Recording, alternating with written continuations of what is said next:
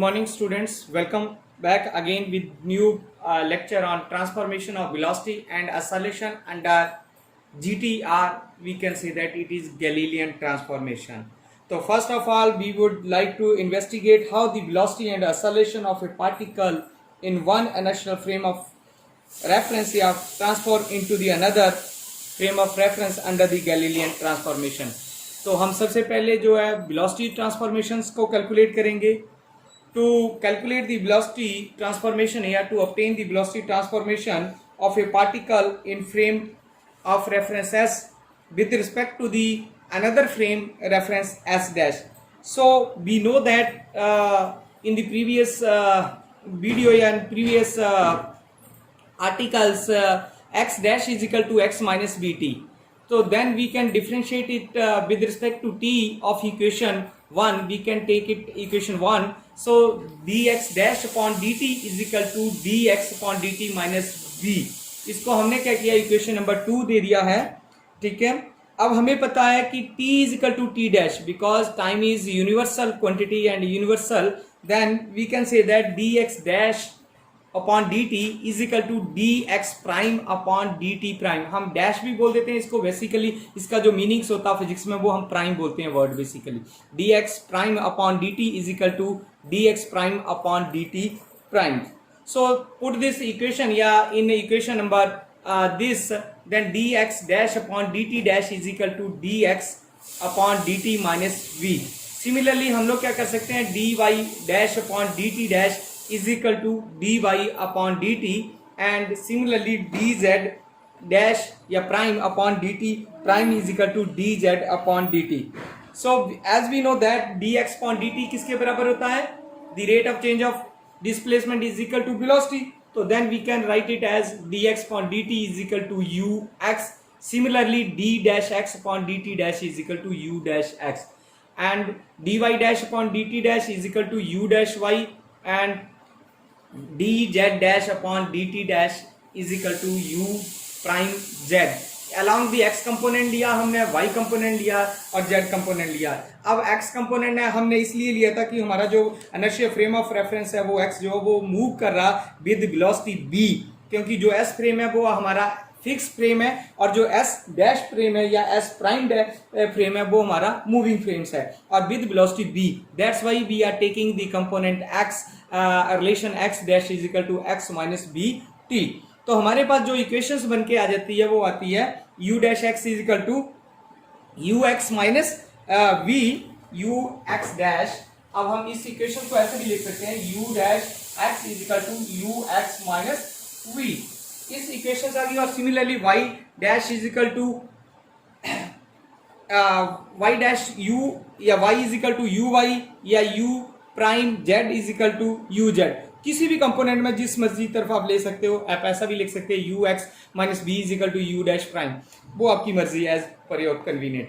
So in classical law of addition of velocity it is found that at velocity of a motion much less than the velocity of light. So in vector form we can write it as u prime is equal to u minus v. u prime vector is equal to u vector minus v vector. So this is called the velocity is variant under Galilean transformation. Velocity is variant under Galilean transformation under GT. Velocity जो होती है वो मेरी क्या है, variant है. ये relations मुझे प्रूव हो गया मेरे पास, हमने एस्टेब्लिश कर लिया है. तो उसके बाद हम पढ़ेंगे next accelerations. So in this articles we know that u dash x is equal to ux minus v. We take it equation number 1, then differentiate with respect to t and t dash of in s dash frame and s frame, then u du prime x upon dt prime is equal to d upon dt bracket start u x minus v. अब हमने इसका differentiate कर लिया तो du dash x upon dt prime is equal to du x upon dt minus 0 कर दिया मैंने. वो इसलिए किया वेलोसिटी कंपोनेंट क्योंकि वेलोसिटी जो हमारी है वो कांस्टेंट्स है. So we can write it as या we can simplify this equations in one or more steps. u prime x upon dt prime is equal to du x upon dt and similarly y के लिए हमने कर लिया और similarly मैं z के लिए लिख सकता हूं। तो हमारे पास क्या आ जाता है, तो हम इसको ऐसे भी लिख सकते हैं, अगर आप देख रहे हो du prime x upon dt is equal to a prime x, और सिमिलरली मैं इसको ऐसे लिख सकता हूं du x upon dt is equal to a x। Similarly y prime के लिए लिख सकता हूं, सिमिलरली z प्राइम के लिए लिख सकता हूं, या z कंपोनेंट्स और y कंपोनेंट्स के लिए लिख सकता हूं। तो हम लोग इस वे में इसको लिख सकते हैं, और we can say that at last the acceleration of a particle is independent of the relative motion of the two frames. Yeah, we can say that in other words acceleration is invariant under Galilean transformation. अगर Galilean transformation invariant है तो इसका जो relation है vector form में वो हमारे पास क्या आ गया, a vector prime is equal to a prime. ये देखो सिमिलरली है, s डैश फ्रेम में भी वही है मेरे पास और s फ्रेम में भी वही है मेरे पास। तो जब अगर सेम वैल्यूज रह जाती है तो हम क्या बोल देते हैं कि that quantity is invariant.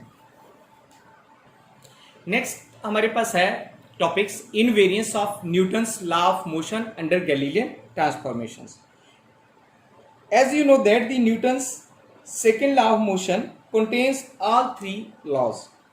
By providing the invariance of Newton's second law of motion, we can prove that the Newton's three law of motion are Galilean invariance. The Newton's second law of motion is a measure of force. हम Newton second law से force को major करते हैं, as we have to prove that force is invariant. The force is given by F is equal to ma. जैसे आप उसमें देख रहे हो F is equal to ma. So since mass is invariant in Newton mechanics, we have to prove that invariance of oscillation. If v dash is the velocity of the body in one frame and v prime is the second frame, then from the law of addition of velocity we can say that v dash is equal to v minus b. या हमने वहां क्या लिखा था, velocity को dx dash upon dt dash भी लिखा था हमने, वहां पे हमने जो आर्टिकल्स लिखा था वहां हमने लिखा था dx prime upon dt prime is equal to dx upon dt minus v किया था। तो अगर हमने b उस तरफ ले जाते हैं या v प्राइम उस तरफ ले जाते हैं तो प्लस और माइनस का फर्क पड़ता है। तो अब हम उसको अगर डिफरेंशिएट कर देते हैं तो हमारे पास असलेशंस आ जाता, जो हमने पिछले आर्टिकल्स में अभी पढ़ा है। तो अब हमारे पास क्या रिलेशंस आ गया था, तो a vector prime is equal to a vector. अगर मैं क्या करता हूं, इसको मल्टीप्लाई कर देता हूं both sides by m, then we can get the relation m a prime vector is equal to m a vector.